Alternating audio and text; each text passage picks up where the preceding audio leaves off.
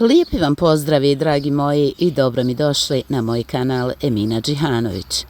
Evo, i u ovom videu možete da pogledate šta ja to sve radim i kako protiču moji dani. Rano je jutro i ja krećem od zalijevanja svojih biljaka.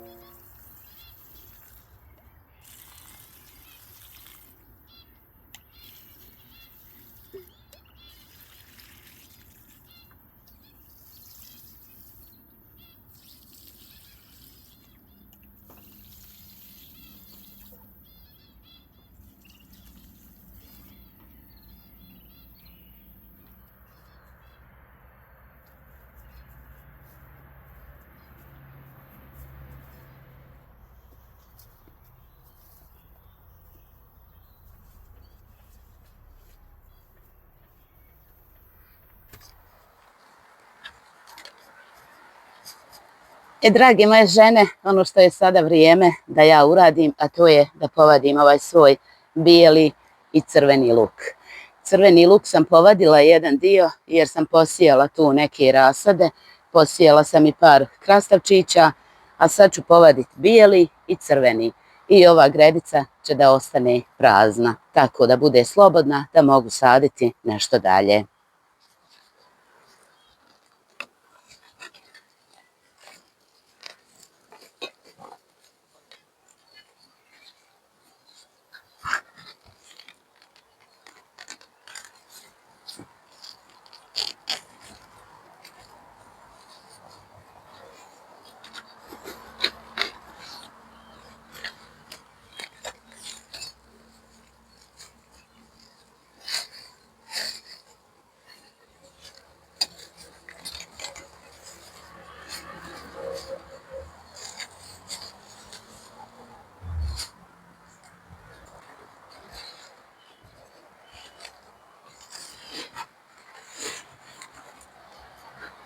Ja sam bila uzela ovu malu gajbicu za ovaj svoj bijeli luk, međutim imam tamo još da povadim pa mi treba ova veća. Sad ću ja ovaj svoj luk da pokupim, neću ništa da ga kidam dok se on malo ne prosuši. Sad ću da ga stavim tamo u hladovinu na jednu mrežu gdje ja tako sušim i bijeli i crveni luk. Pa kad on malo odstoji, onda ću lijepo da očistim ove brkove i naravno i ova pera suha.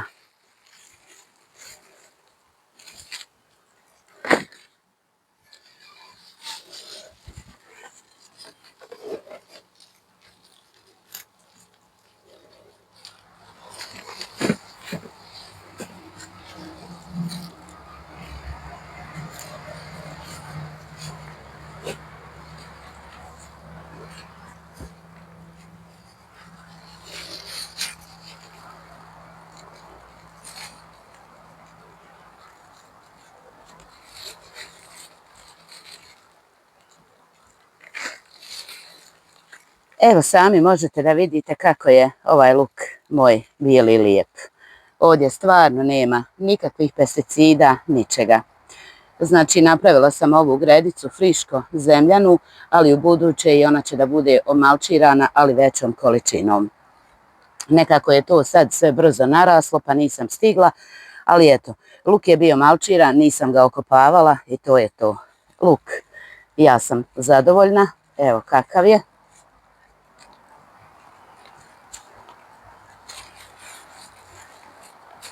Ono sa čim ja zaljevam svoje biljke na samom početku kad ih već zasadim, a to je kopriva. I ne samo kopriva, tu ću da vam pokažem nešto malo kasnije, baš sinoć sam to pripremila, da vam pokažem na koji način ja svoje biljke zaljevam koprivom. To je moje jedno iskustvo koje ja već odavno znam, pa ja ću to da pokažem i svojim dragim ženicama koje me gledaju, koje me prati.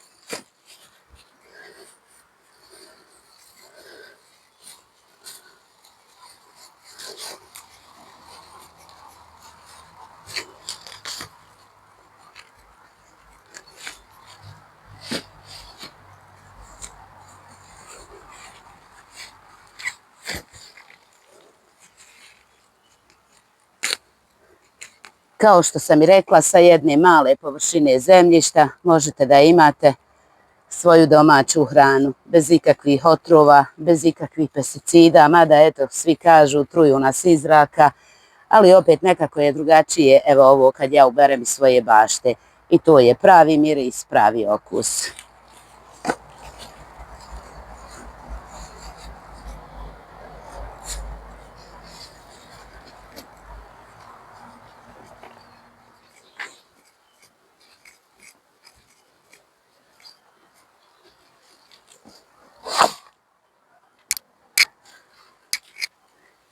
Dragi moje ženice, evo tu je taj neki improvizovani prostor, odnosno ova mrežica koju sam ja napravila da mogu da sušim luk. Ovdje mi je hladovina cijeli dan, znači samo ujutru kad oni prvi zraci sunca granu, malo obasja ovaj zid i onda ovdje više nema sunca. Evo jedan dio crvenog luka ja sam počupala, a sad ću i onaj ostatak. Sad ću ja ovdje da stavim bijeli luk na ovu mrežu da mi se suši i naravno moram još ovo malo da produžim dole da napravim da bi mogla i onaj sav crveni luk ovdje da stavim.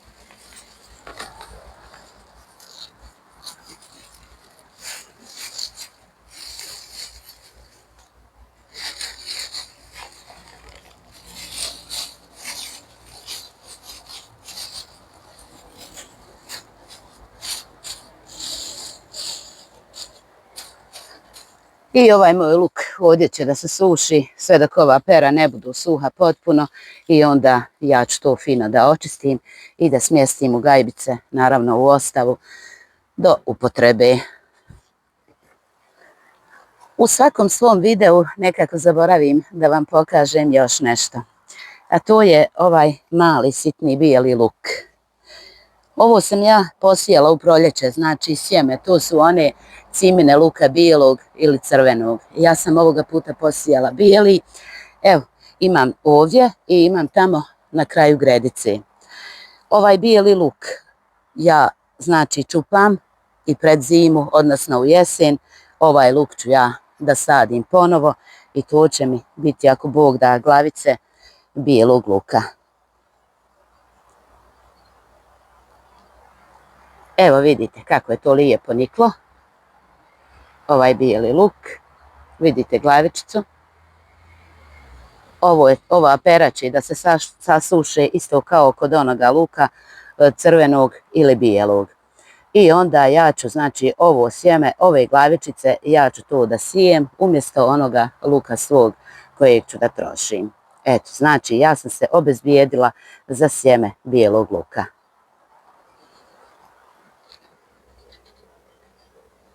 Evo i ovdje isto imam sjeme bijelog luka, što sam vam rekla, ono na drugom kraju gredice. Ovdje imam evo jedan mak, to su oni naši stari cvjetovi koji budu po vrtovima prije i tako kad kopate krompir, oni svi procvjetaju. Ovo sjeme maka ja sam dobila od svoje jedne kone ovdje Šuhrete, kojoj se stvarno puno zahvaljujem jer sam tražila mak sjeme da posijem, tako da imam po gredicama. Ovdje u ovoj gredici ja imam i luk, ali on će još malo pričekati što se tiče čupanja. Ima mrkva, paprike. Eto, sad ide znači samo malčiranje i zaljevanje naravno.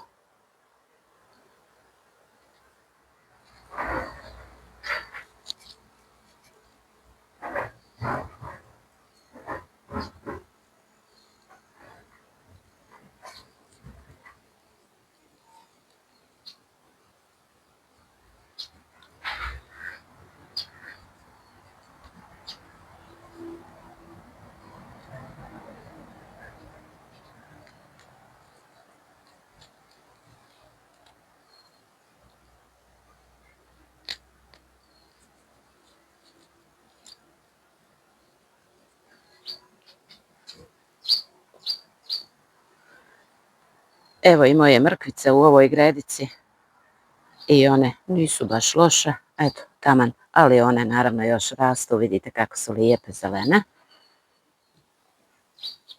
One su zajedno u ovoj gredici sa patliđanima i sa ovim malim sitnim rajčicama. Ono što želim još da vam kažem vezano za ove moje rajčice, a to je da sam ja ove svoje rajčice šišala, znači od zemlje do ovih prvih cvatova ili prvih ometa paradajza. Šišala sam ih zato što imam tu mrkvu, patliđan, papriku i još, eto, svašta nešta. Ali sada ove rajčice gore kako rastu, ja ću da ih pustim da one se šire, da se grmaju. Jer one su vam sve do prvih mrazeva i stvarno naberete se baš ove sitne rajčice.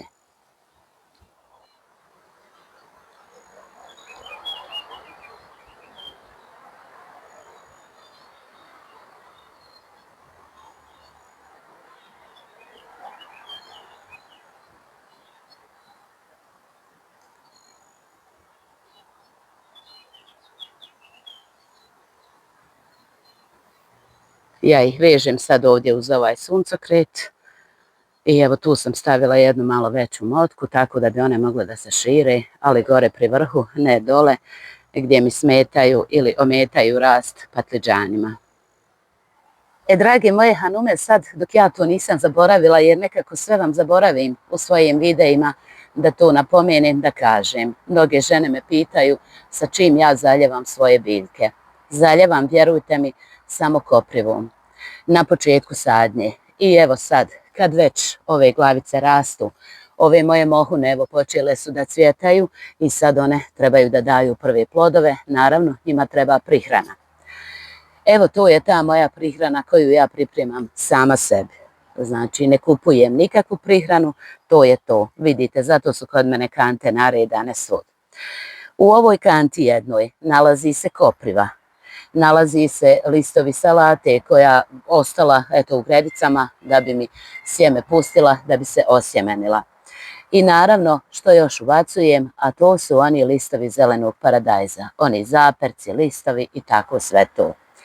Na ovu jednu kantu ja stavim 4 do 5 strukova žare. Znači žare 4 do 5 strukova, ne stavljam puno. Ubacim par listova paradajza, par listova zelene salate i to odstoji. Ima neugodan miris, stvarno neugodan i tim ja zaljevam svoje povrće. Vjerujte mi, ne razblažujem, ali i ne prskam po listovima, nego samo zaljevam svoje biljke. Znači, nikakvo prskanje listova koprivom. Eto, to je to. Znači, ona ne bude previše jaka, ova voda. I ja, znači, tim samo zaljevam sa ovom svojom dole kanticom, ovom malom, pored svakog struka pomalo. To mu je prihrana. To da vam ne zaboravim, znači to sam vam htjela da kažem, a sada, drage moje, ja idem dalje da čupam onaj svoj crveni luk, naravno moram da napravim tamo i mrežu gdje će on da se suši.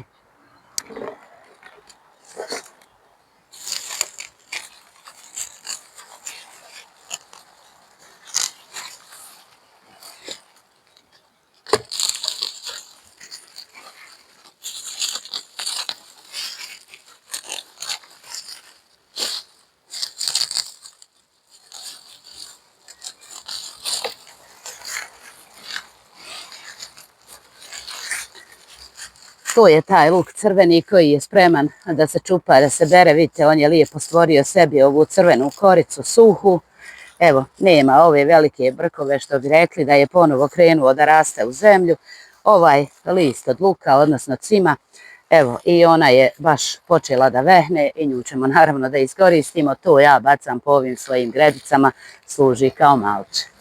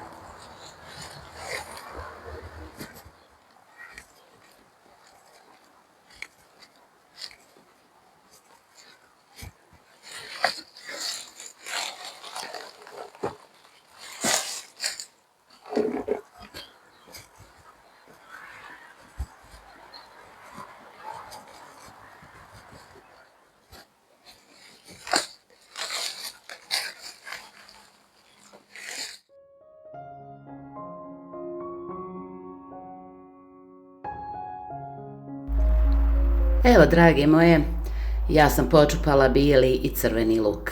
Evo vidite, sad pravim ovu neku improvizovanu sušaru. Dole sam stavila 2 gajbe i odozgo neke letvice, onda preko toga mrežu. Naravno, ovo će meni dobro da posluži za sušenje ovog mog luka.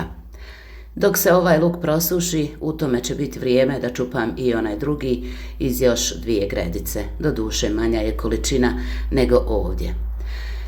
Sad vrijeme znači ustaje i moja kćerka, pa će ona prvo kod svojih pernatih ljubimaca i tek onda slijedi kahva i priprema doručka. Ostanite uz mene do kraja videa.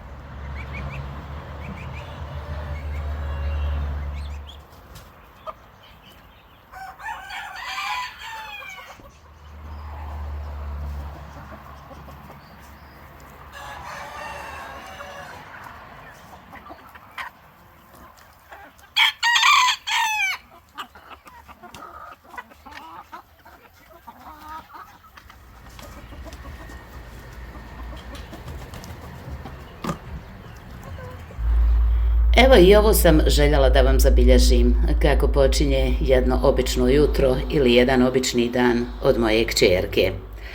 Evo nje sada sa svojim pernatim ljubimcima, znači vidite početak jutra, hranjenje, tepanje i uživanje uz ove divne zvuke koje ne voli baš svako, ali ona, vjerujte, uživa u tome. Jednostavno voli, svu svoju tu ljubav usmjerila je prema ovim svojim ljubimcima.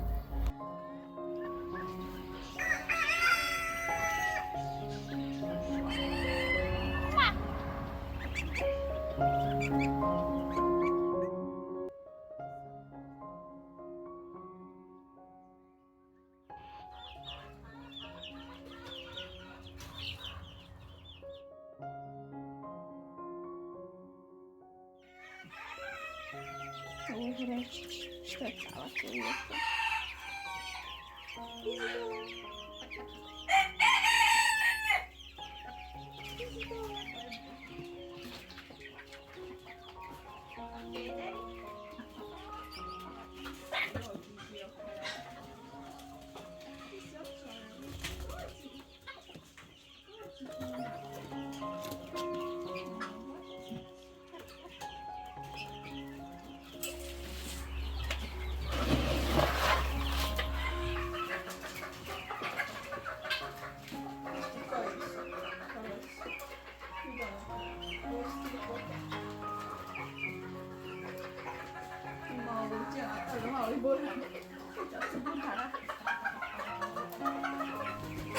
Sad narastu.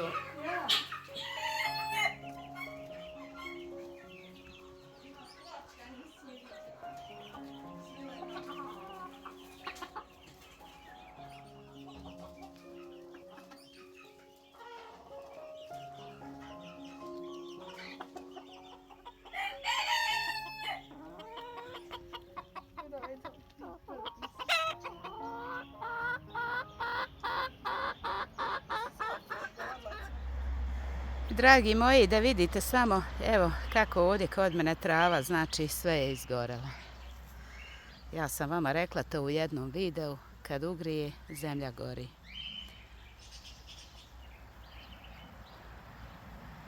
I sve se posuši. A ja sam još sebi pribavila bala sijena i evo nešto sam počela praviti, ali to sad za sad nek ostane tajna, to ćete gledati u mojim narednim videima.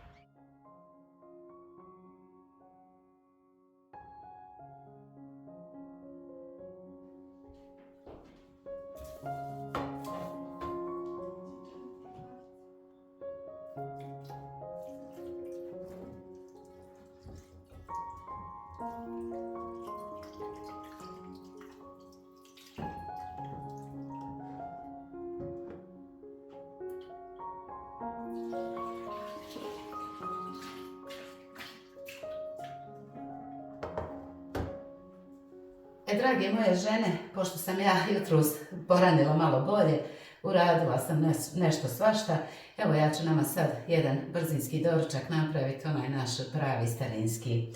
Šta ja danas pravim? Danas pravim pitu, to vjerovatno sve one moje starije hanume znaju koje gledaju.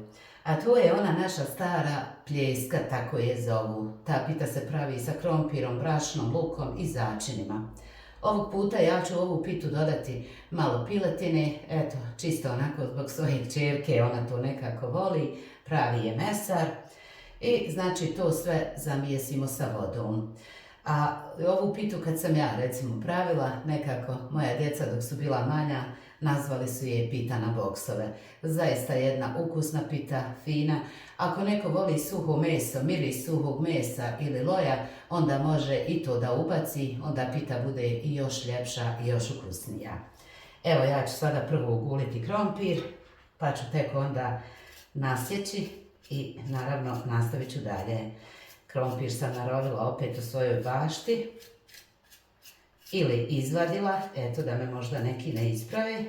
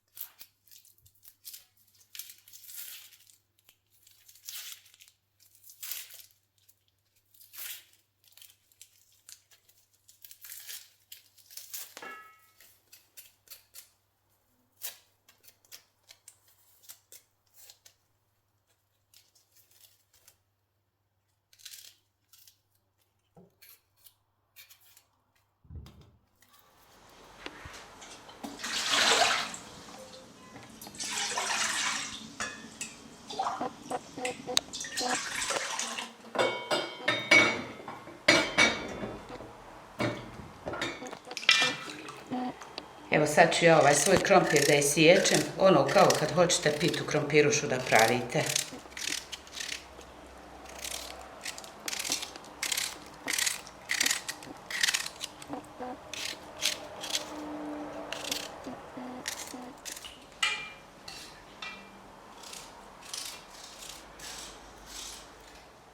Ne morate da siječete ono baš presitno, znači možete malo i na krupnije komadiće. I ova pita je idealna za one koji neće puno tijesta da jedu, znači ako ste na dijeti. Mada i ovdje ide jedna mala količina brašna, ali ova pita je stvarno ukusna.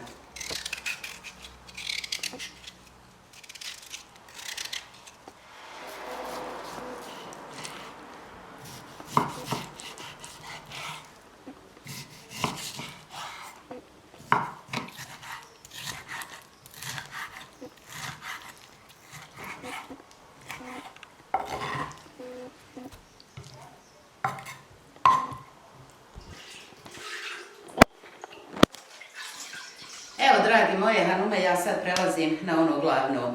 Isjekla sam piletinu na kockice, krompir na kockice i luk na kockice. Bez ovog mog oleum ulja više ništa ne spremam, ne pravim. I evo, ovoga sam puta uzela u jednu staru tepsiju.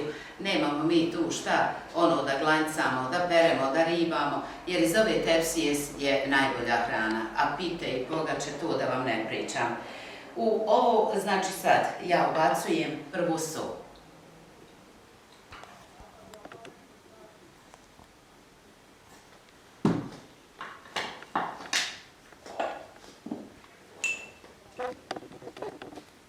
Stavit ću i bibera ovako malo više, to sam vam već na početku mog snimanja rekla da mi volimo malo više bibera i ubacit ću ovako 2 kašičice vegete.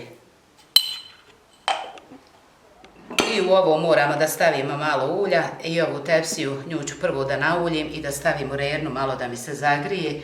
Inače to ko pravi na onim šporetima na drva može odmah da zagrije tepsiju na platama i onda da stavlja zato što nekako bolje se to potpeče kad zagrijemo tepsiju nego ovako u hladnu.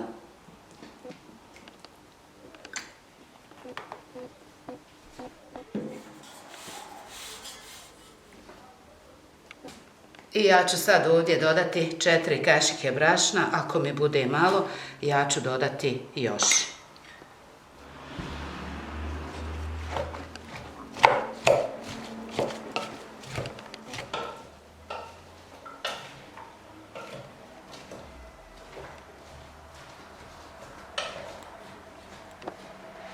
Ovdje ću sad dodati malo vode, moram ovako isplaše, vi to znate da mi nemamo vode. Bunar ima, ali nikako da se dospije da se kupi ta pumpa. Evo ovako ja ću nasuti malo vode sad ovdje i onda sve ovako izmiješati. Ubacit ću još 1-2 kašike brašna i to će mi biti dovoljno.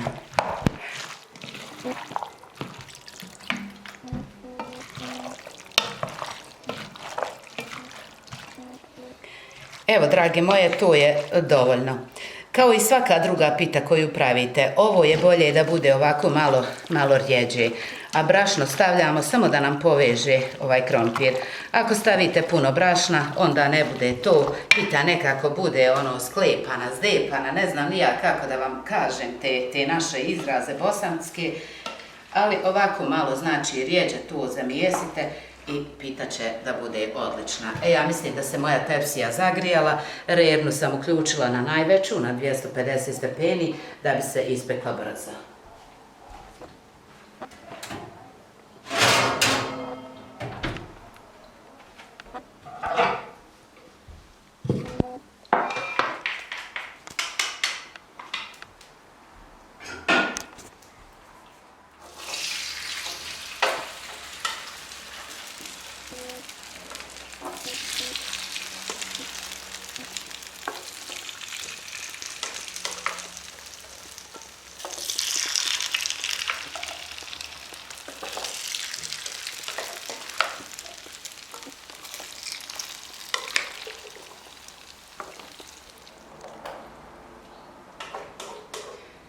To bi naše majke prije ovako istresu sve na tepsiju i onda ruku malo u vodu tamo zamoče i sve to ovako lijepo poravnjaju, rasplešću i zato ta pita nosi naziv pljeska. A evo, meni nekako ovako ljepše izgleda, a ukus je isti kao i od te, znači pite, te pljeske kako se pravi. Tako je i danas neki prave, ali evo ja tu malo ovako, malo bude ljepše i rekla sam vam, moja djeca su ovu pitu prozvala pita na boksove.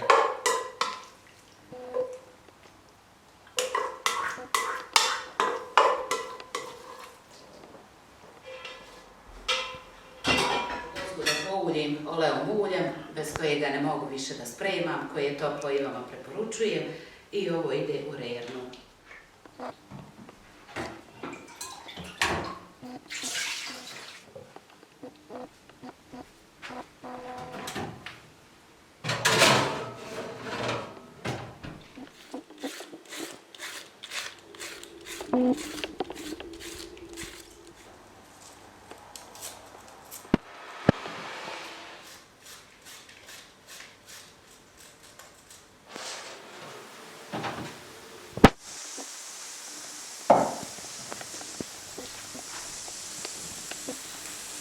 U ovu tavicu sam stavila mlijeko, stavila sam 3 kašike kajmaka i opet par kapi oleum ulja. I sad ću ovu pitu samo da zalijem i da je vratim ponovo u rernu.